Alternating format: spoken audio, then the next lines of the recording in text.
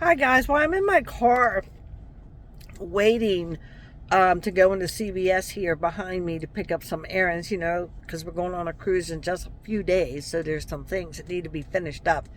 I just got a story told to me and I was kind of shocked about it, so I had to do a little research. There's a couple of them actually, but this one kind of scares me. This is Carnival Cruise Line, where a travel agent booked a group of people and they all flew. They went to Florida. They went to get on the cruise line. And the cruise line said, look, you're not booked on this cruise.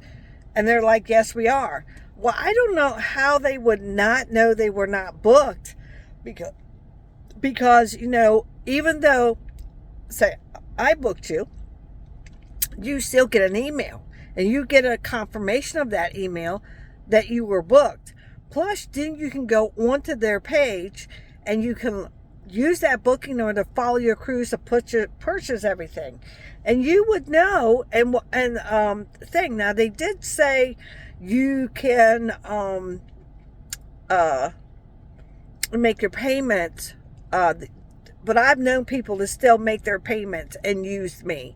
So, but you get to watch your payments, how much you owe, if you owe anything. But they were actually canceled by Carnival sometime in February, which they should have gotten an email from the Carnival and their travel agent, because the travel agent should have gotten an email.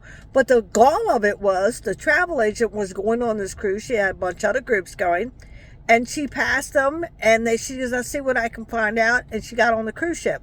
That was a mistake.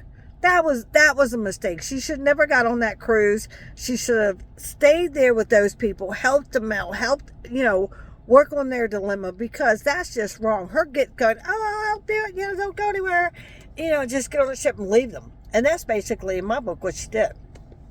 So, like I said, while I'm waiting so I can go get my son's prescription, I came across this story. I also just came across another one. This is NCL. And I was kind of shocked, actually. This story was NCL out of Africa, okay? Out of Africa, and they don't have a pier, so you got to be tendered off. Well, these people got a shore excursion. It was just not one. It was a group of people that evidently purchased the same shore excursion. And it got them back to the pier, but they waited and they waited and they waited. And about a long period of wait, they said, and the ship's just sitting there, and no tender coming back. So they told the Coast Guard. The Coast Guard took them to the ship. The ship says, we can't allow them on the ship, so you got to take them back. And of course, they don't have visas for Africa. They don't have anything. So they sent these people passports to the port authority. But these people didn't have cash, money, or credit cards, or nothing on them, except for one couple. And they have been paying for all these people to have food, a place to stay, and everything else. It's like over $5,000 at this point. And they're just saying that, when you do a shore excursion and it's not through the ship, it's a third party, and they can't guarantee you, we're not going to wait for you. But the point was, they were on that pier for quite some time, and they should have radioed the pier master and said, is there anyone else? Just one more time. And because it wasn't just two, I think it was about 10 people. It's a good amount of people. And evidently, as enough people to go, oh, we're going to get that excursion. So this excursion must have been used to book from other people on NCL or other cruise lines, and did quite well. Well, left them there, basically, and said, you have to get to the next port to get on the ship. Well, they need visas to be in Africa. They don't know. So now NCL is helping them get their visas. They helped them get home, now helping them. They should just let them get on the damn ship. Because, see, from what I understand, that when the Port Authority took them to the ship, their passports and stuff were not at the pier yet. They sent someone to the pier with them. So they were still floating out there. Plus, these are older people who need daily medications, and they're out of their medication. Oh, yeah, NCL's helping them now. But you know what? That's wrong. Should just let them on the cruise ship. It wouldn't have been not a big deal. I know this right now. You're making a good name. With the cruise, I ain't going to hate you.